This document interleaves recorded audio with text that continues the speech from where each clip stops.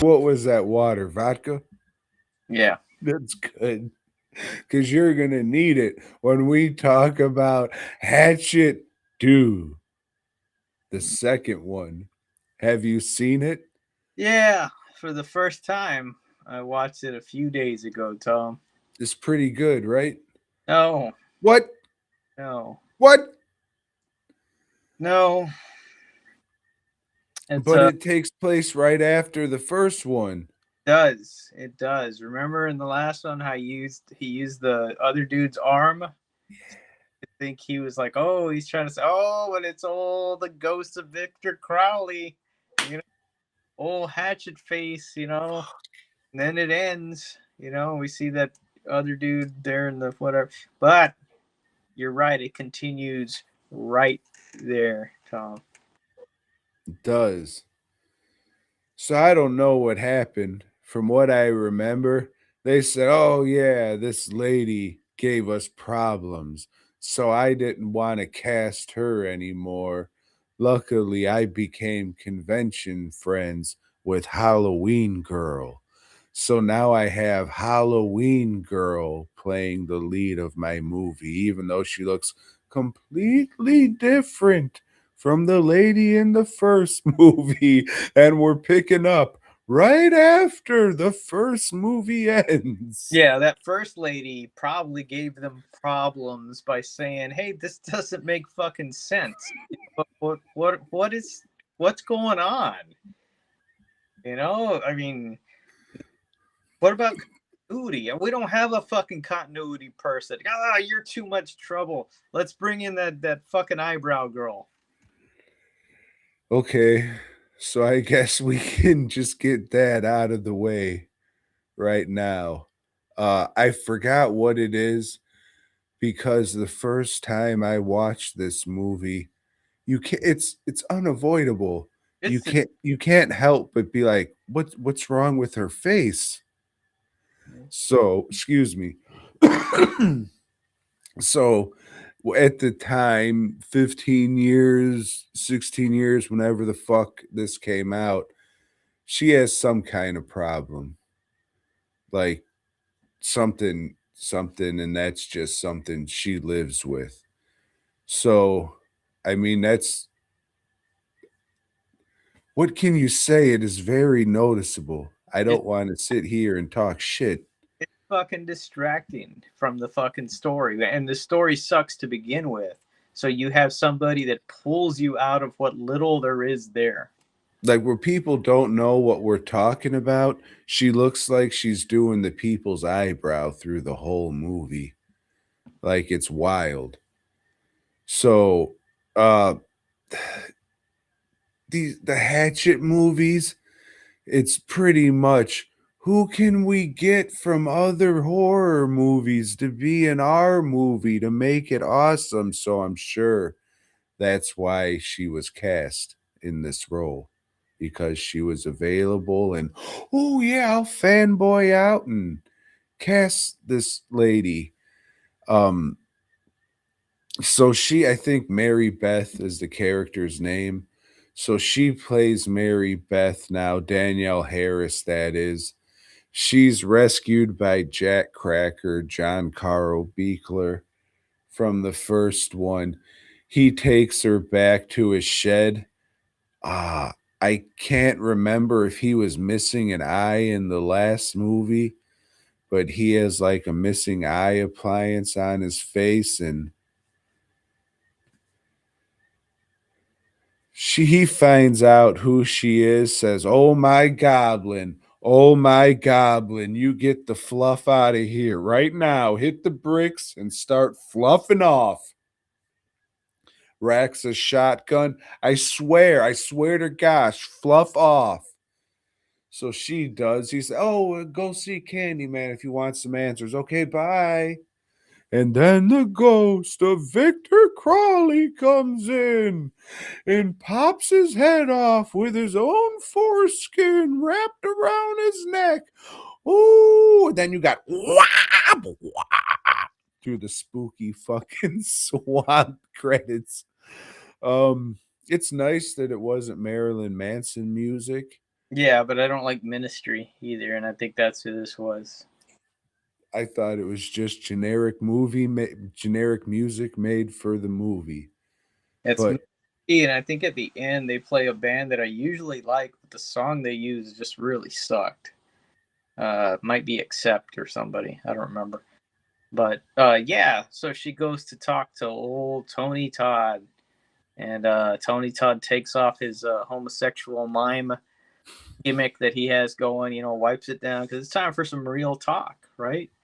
And he tells her the secret origin of Hatchet Face. yeah, uh so they fucked it up. There's nothing else you can say. Like the lore was fine. It wasn't great, but it was like, yeah, the first movie, that's the lore. That's all you needed. It was this fucked up accident. But now, oh, what happened before Victor Crowley was born? So Kane Hodder's wife, or Kane Hodder, Papa Crowley, we'll call him because I forget his fucking name. Miss Miss Mr. Crowley, I guess. Womp womp womp. So Mr. Crowley's wife is very sick with the fucking getting fucking hurty and dying disease. And the caretaker forms a relationship with Mr. Crowley. Because he had enough money, Tom, from crawfishing or whatever. Chopping, splitting wood, I think, is how he spent most of his time. Had some money saved up so they could get a home private nurse. A visiting angel, Yeah. Mm-hmm. America's choice for home care. So this lady who hey, I don't want to pull race cards but she's African American. So Mm-hmm. it's a progressive movie because of the interracial relationship at all. Even though, he was married, so it's an act against God. But his wife's so sick and he hasn't felt the embrace of a woman in so long. So Kane Hodder ends up fucking nailing this lady on the countertop right on the other side of the wall where his wife's fucking dying. The This cabin that they have. Yes, this 2-room fucking thing. And he's just fucking this lady where her butt cheeks are spread on the place where they cut their fucking bread to make their sandwiches and shit. Knocks her up. Oh, I can't believe. And then the fucking wife's dying and fucking right when the wife dies, like, oh sweet, the body's not even cold yet. Let's fucking embrace over her fucking dead body and shit. And then she comes back, oh wooga booga, spooky monster. I curse your baby. Dead. Shut the fuck up. None of this was needed. You had a fucking this she all you could have said, you could have just added the fucking wife was sick and died and he had to raise this baby. None Well, of this other shit was fucking needed. It made it worse. now we know, Tom, through this scene, how he was, why he was born, as a Mongolia, because of this curse, not because things like that just don't happen in real life, right? So needed a curse to explain it. I mean, not really. She could have just drank, or the medication was like, the medication she was on affected the child Or and she shit. popped up, that scene where she pops up and then punches the fucking nurse in the stomach real quick and then dies out. But but we didn't need the nurse at all. Dude, I can't say I swear, but I was all about these movies when they came out, except for the fourth one. But somewhere I heard, I fucking know, because it's too ridiculous to make up, that the reason they made him black, half black in this one, is because in the first movie the crepe hair was kind of wavy.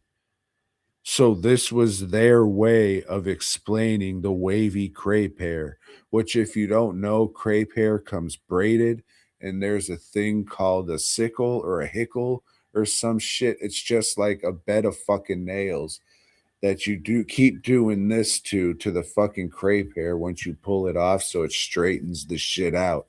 Because when you pull it off the braided thing, it's like crinkly fries and shit. So maybe they didn't fucking do all of that and it was still frizzy.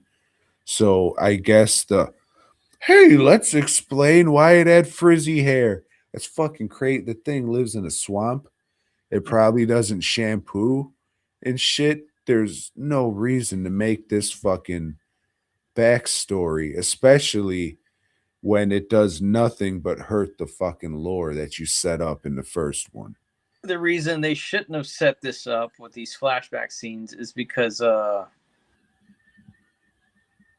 what the fuck is it, Kane Hodder? Because he can't deliver lines for shit. Why are you gonna give him fucking dialogue? You know, just do these fucking silent fucking flashbacks where maybe he yells, "Hey, you kids," you know. But to have him fucking wailing and torment, you know, and it's fucking awful. Yeah, that was one of the big things he was all about, and getting able to do this and being able to show range into motion, which is fucking crazy because there's a scene where he's in the Victor Crawley get up.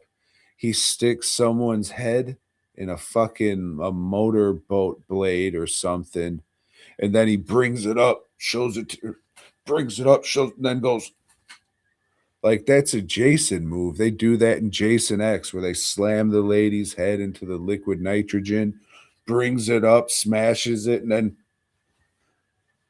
like that's it's just Jason. Like we were making jokes in the last one how this is just Jason in a swamp, but now he's literally doing the mannerisms and shit. So where's the range? He ain't got it, Tom. Yeah. Um, yeah. So now she knows this and is like, "Hey, help me kill him." He goes, "I will. Just bring, you know, your uncle, and I'll put together an elite team of hillbillies to go out in the swamp and kill a ghost." And would you believe it, Joe? Her uncle, Spider-Man. Mm-hmm. Fuck. You know, you would think Tom Holland directed all these movies. He would have picked something up about acting. He No, has to be the worst actor in this fucking movie, full of actors. Crazy. yeah, old fucking Adam Green. You know, it's cool. It's really cool. I think that he's, you know, hey, we're gonna keep you in this movie, buddy. You know, we'll got another role for you. So there are people from the first movie that are in this one, just playing different roles because their characters died in the last movie. But yeah, that's nice of him. Yeah, I mean, being loyal and working with people you want to, that's great, but all this really is, and it got me. I was a sucker for it. This was like in the prime of my horror movie watching and shit. Oh, I'm maybe a little bit after, but no.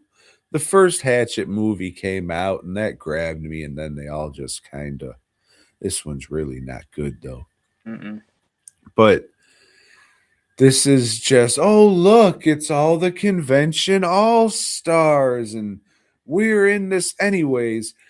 Fucking old fucking Halloween girl talks to Candyman, says, "Hey, this shit happened in the swamp.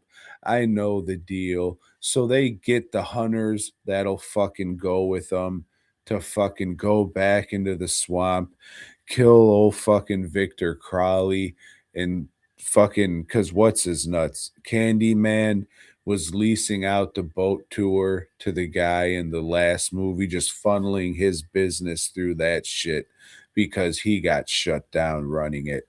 So now he's trying to say, oh, the fucking swamp's fine. There's no ghosts. We killed them. Whatever the fuck. So all this movie is these people getting picked off one by one, and that's why they go back into the swamp. Unfortunately, there are no fucking shadows in this movie, something that the first movie fucking used well, hiding. You can like the look of the makeup in the first movie. I think it's fine. It's not the best. It's not the worst. It is what it is. The fucking shadows help it, but in this one, it's just like, fuck. You need those fucking shadows, dog. Not made by John Carl Beekler. I think it was like his assistants or the people who was helping him. They took over. I want to say it was Anti Something's Garage effects because they were using their aunt's garage to do the stuff. I think it might be the next movie. Like I said, I was into this shit fucking years and years ago and didn't bother going back and watching all this. So, I mean, shout out to them for giving these people the jobs and everything. But it's while there is more gore and while, hey, more people actually get killed with a hatchet in this one. It's a drop in quality just all around. The movie just all around is a drop in quality from the picture to the fuck, just everything's a drop in quality. Yeah, I agree. The effects did not look good. I mean, you could see what they're trying to do, but it just, and I guess it is, you know, the lighting would definitely help. But yeah, I didn't like it, Tom. I didn't like it. Yeah, none of the characters, like, you think there's one character who's just like, no, I'm just trying to get money for my girlfriend so I can get her a ring, and then he just ends up fucking this other broad, and like none of the characters are likable. It's all who gives a fuck. Like you were saying when we were talking about this before, Tony Todd fucking gets killed, and I guess he like gets his skin ripped off his body, but I'm pretty sure it's a fucking white dude wearing the makeup. So Yeah, strange. It's strange to me. yeah, this was, it was just a drop in quality all around. It still wasn't fucking funny, and it was just, hey, eat it up, horror fan, you fuck, lap it up. Isn't this great? Lap it up. This is what you want. Yeah, just everything about it looks cheap. Like these are all indie movies, but this one just looks like an indie movie of its time. The last one had that polish to where, oh yeah, it looks like a sci-fi channel movie. Hmm. This looks like something that just would have came straight to DVD at fucking 2010.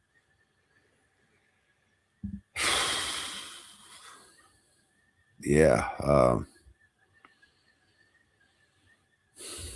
this ain't the worst one, Joe. Thanks for checking out the show. We hope you dug it, baby. If so, give us a thumbs up. Subscribe and let us know down below. Support Tom and Joe by heading over to dwnproductions.net and fastcustomshirts.com. Until next time.